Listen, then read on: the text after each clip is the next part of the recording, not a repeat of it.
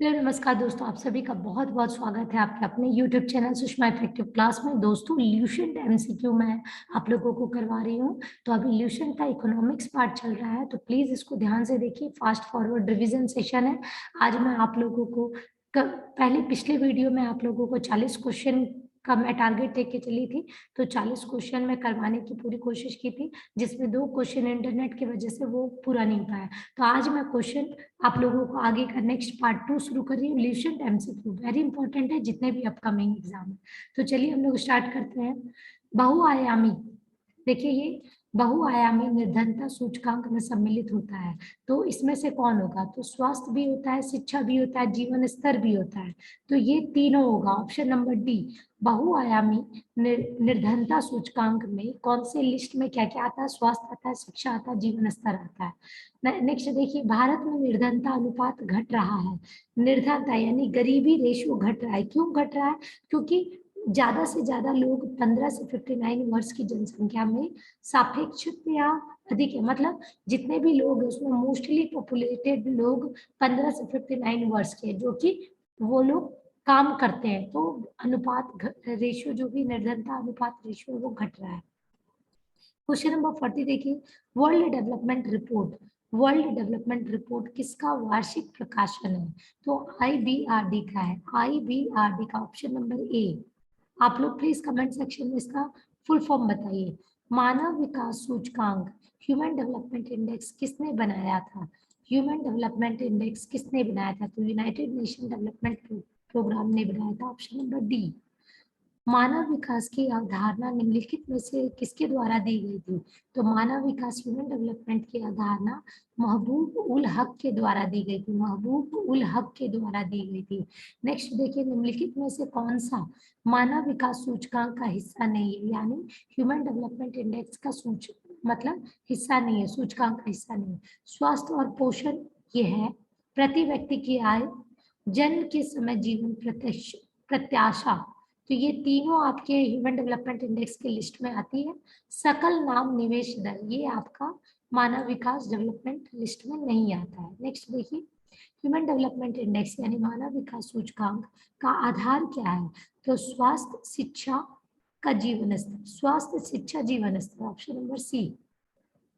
Next देखिए, राज्य स्तरीय मानव विकास रिपोर्ट जारी करने वाला प्रथम राज्य कौन सा है? मध्य प्रदेश है। संयुक्त राष्ट्र विकास कार्यक्रम यूनाइटेड नेशन डेवलपमेंट प्रोग्राम की मानव विकास रिपोर्ट की तर्ज पर भारत की पहली मानव विकास रिपोर्ट कब जारी की गई थी? तो अप्रैल 2002 में ये जारी की गई थी। नेक्स्ट देखिए, यूनाइटेड नेशन डेवलपमेंट प्रोग्राम की मानव विकास रिपोर्ट में भारत की को किस श्रेणी में रखा गया है? तो मध्यम श्रेणी में रखा गया है। मध्यम श्रेणी में रखा गया है। निम्नलिखित में से कौन सा ह्यूमन डेवलपमेंट सूचकांक का माप नहीं है? तो जीवन प्रत्याशा माप है, साक्षरता दर भी है, सकल नामांकन भी है, लिंग अनुपात ये जो ऑप्शन नंबर बी है, ये ह्यूमन डेवलपमेंट इंडेक्स में इसका मैपिंग नहीं किया जाता है। क्वेश्चन नंबर 49 देखिए। क्वेश्चन नंबर 49, निम्नलिखित में से कौन सा एक असमानता घटाने का उपाय नहीं है? तो अर्थव्यवस्था का उदारीकरण। अर्थव्यवस्था का उदारीकरण, ऑप्शन नंबर बी। चलिए हम लोग नेक्स्ट देखते हैं। अब हम लोग एक टॉपिक पे आते हैं, इकोनॉमिक्स का दूसरा पार्ट है ये, भारत की राष्ट्रीय आय। भारत की राष्ट्रीय आय, चलिए दोस्तों हम लोग उसको देखते हैं। भारत की राष्ट्रीय आय सर्वाधिक योगदान कहाँ से होती है? तो विनिर्माण क्षेत्र से होती है। विनिर्माण क्षेत्र, option number B. Question number 2 देखिए, भारत की राष्ट्रीय आय का प्रमुख स्रोत क्या है? सेवा में, यानी सर्विसेज, सेवा में। नेक्स्ट हम लोग देखते हैं क्वेश्चन नंबर 3।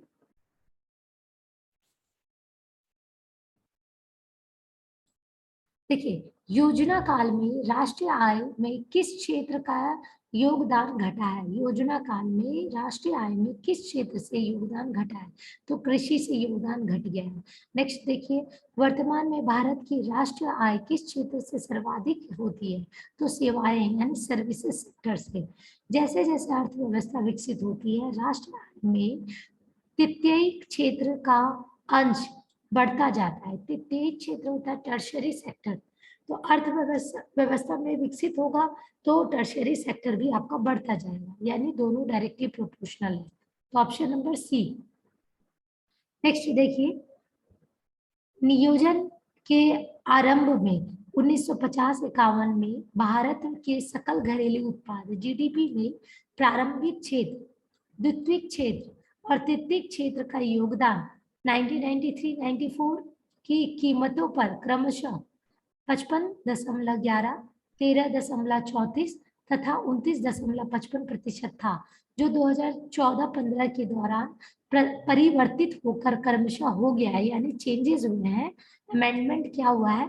तो प्राइमरी क्षेत्र का हो गया 17.5% और आपका द्वितीय क्षेत्र का यानी प्राइमरी के बाद सेकेंडरी का हो गया 31.8% और टर्शरी का हो गया 50.7%। याद रखिएगा 17.5, 31.8 और 50.7% हो गया है ये।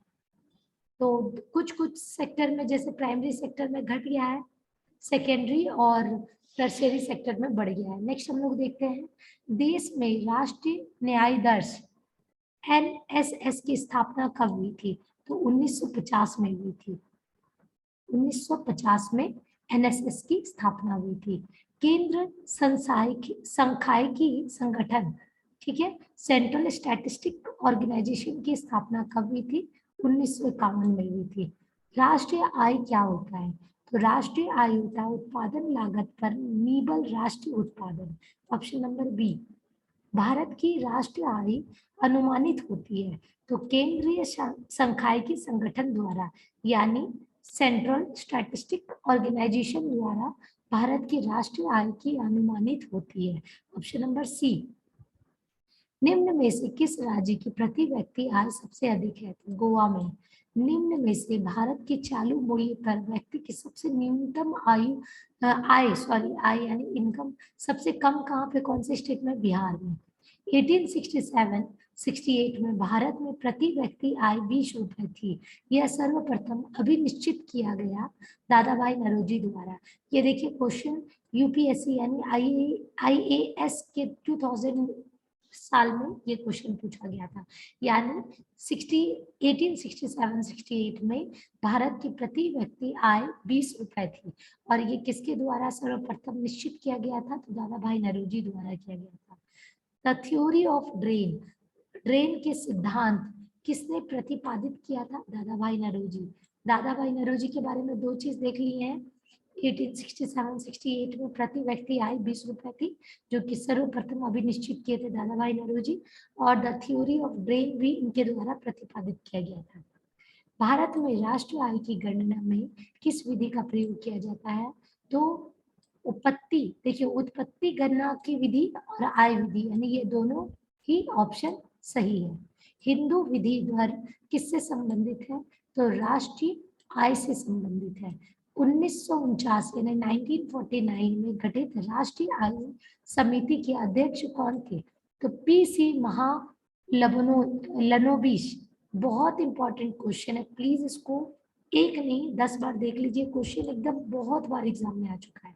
1949 में जो गठित हुई थी नेशनल इनकम कमेटी यानी राष्ट्रीय आय कमेटी समिति के अध्यक्ष कौन बने थे। तो PC Mahalanobis. PC Mahalanobis, very important. स्वतंत्रता से पूर्व यानी 1947 से पूर्व भारत की राष्ट्रीय आय संबंध में किसने अनुमान लगाया था।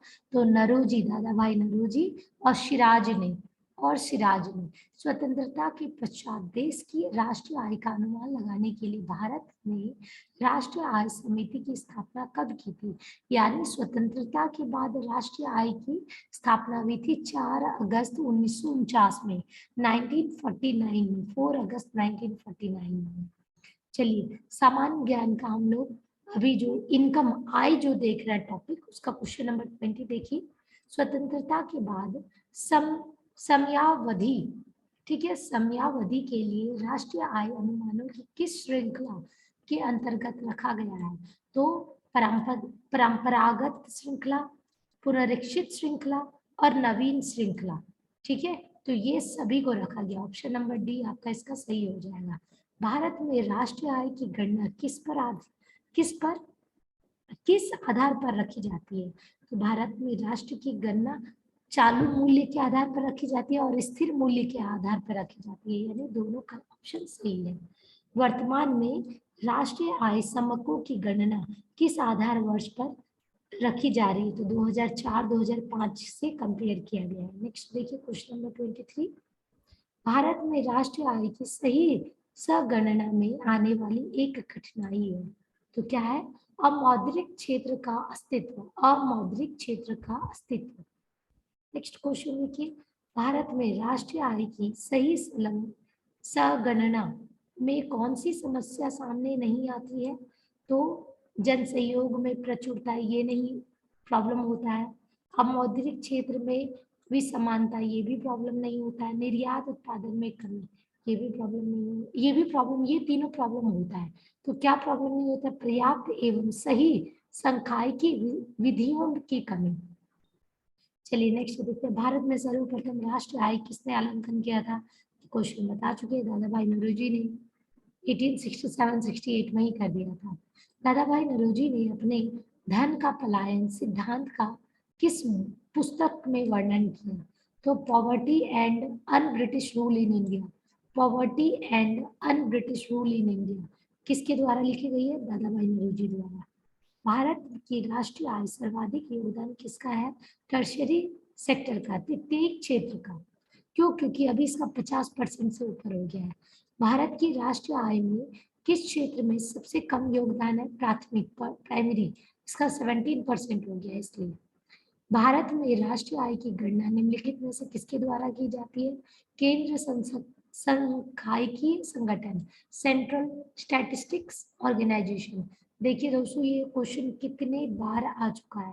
यूपी पीएससी में आ चुका है, एसएससी में 3 बार आ चुका है, एमपी पीएससी में आ चुका है, सीजीपीएससी में आ चुका है। तो प्लीज इसको याद रखिए, सेंट्रल स्टैटिस्टिक ऑर्गेनाइजेशन ये क्या है? भारतीय आय की गणना करती है।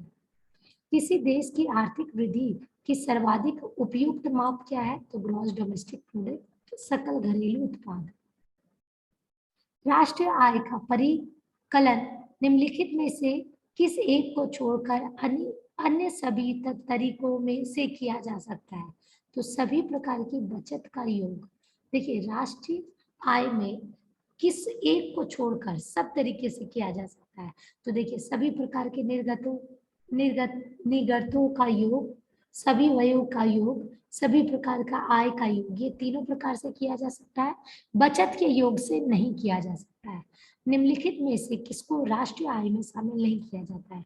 तो लॉटरी जीतना, इसको राष्ट्रीय आय में शामिल नहीं किया जाता है। प्रति व्यक्ति आय निकालने के लिए राष्ट्रीय आय का भाग दिया जाता है। आय को भाग दिया जाता है, देश की कुल जनसंख्या से दिया जाता है। चलिए नेक्स्ट हम लोग देखते हैं क्वेश्चन नंबर 34। भारत की राष्ट्रीय आय के बारे में कौन सा कथन सही है? तो संयुक्त रूप से कृषि और उद्योग की अपेक्षा सेवाओं का प्रतिशत हिस्सा अधिक है। सेवाओं यानी जो आपका सर्विस सेक्टर है, वहां से ज्यादा योगदान परसेंटेज के रूप में मिल रहा है इन कंपैरिजन टू कृषि और उद्योग। नेक्स्ट देखिए, अमीरों की तुलना में गरीब बचत करते हैं अपनी आय के अपेक्षाकृत छोटे हिस्से की। ठीक है, जितना कमाते हैं उसमें से छोटा छोटा हिस्सा को वो बचत करते हैं। भारत के सकल घरेलू उत्पाद में नीचे दिए गए विभिन्न क्षेत्रों का योगदान का कौन सा एक सही हार्शवान कर्म है? तो सेवा, पहले सेवा, उद्योग, फिर कृषि। सेवा, उद्योग, कृषि, इसको घटते कर्म में लगाया गया। भारत में स्थिर मूल्य पर सकल घरेलू उत्पाद के प्राकलन के लिए वर्तमान में आधार वर्ष है। तो 2011-12 को आधार वर्ष बनाया गया। निम्नलिखित में से कौन से क्षेत्र भारत के सकल घरेलू उत्पाद को सर्वाधिक योगदान देता है? तो टर्शरी क्षेत्र यानी तृतीयक क्षेत्र। देखिए, सकल घरेलू उत्पाद जीडीपी के बारे में निम्नलिखित में से कथनों पर विचार कीजिए। तो यह एक वर्ष में एक देश की सीमाओं के अंदर बनी हुई सभी वस्तुओं एवं दी गई सेवाओं का बाजार मूल्य है। तो ये बिल्कुल सही है, यानी ऑप्शन नंबर ए। मूल्यह्रास किसके बराबर होता है? तो सकल राष्ट्रीय उत्पाद से एनबीबी माइनस कर दीजिए, यानी निबल राष्ट्रीय उत्पाद को आप माइनस कर दीजिए।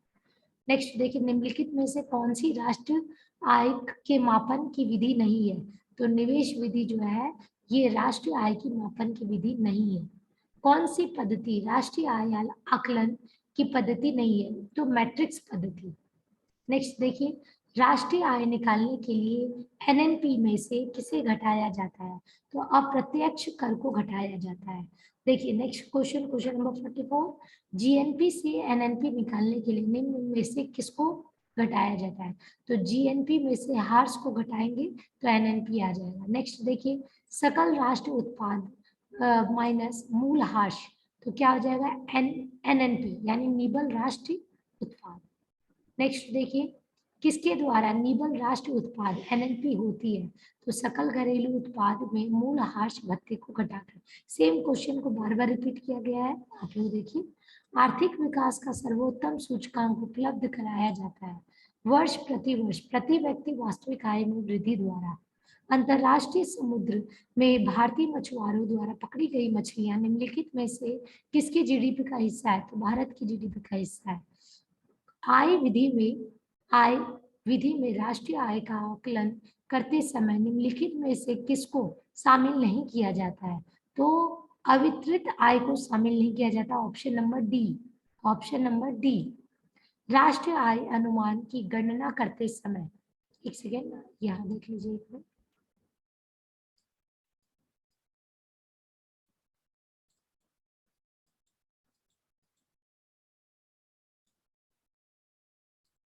देखिए, राष्ट्रीय आय का अनुमान की गणना करते समय निम्नलिखित में से किसको ध्यान रखना अपेक्षित होता है? निर्यात मूल्य को जोड़ा जाना और आयात मूल्य को घटाया जाना। चलिए नेक्स्ट हम लोग देखते हैं दोस्तों, सकल घरेलू उत्पाद, इसका मुद्रा मूल्य क्या है? एक वर्ष में उत्पादित सभी अंतिम वस्तुओं और सेवाओं का। चलिए नेक्स्ट देखते हैं, किसी राष्ट्र की राष्ट्रीय आय होती है उत्पादन कार्यों का योगफल। जीएनपी वह विधि के माध्यम से की गणना में क्या शामिल नहीं किया जाता है? तो मूल्यह्रास है शामिल नहीं किया जाता है। निम्नलिखित में से किस क्षेत्र में भारत की सकल घरेलू उत्पाद सबसे बड़ा भाग प्राप्त होता है? तो सेवा क्षेत्र से सबसे बड़ा जीडीपी आता है, यानी सर्विस सेक्टर से। तो दोस्तों यहाँ पे आपका 54 क्वेश्चन और पहले मैं आपको 12 क्वेश्चन करा दी, लगभग आपका 70 क्वेश्चन आज अप्रॉक्स हो चुका है। तो प्लीज आप लोग बने रहे और मेरे चैनल को लाइक एंड सब्सक्राइब करना ना भूलें। तब तक के लिए नमस्कार।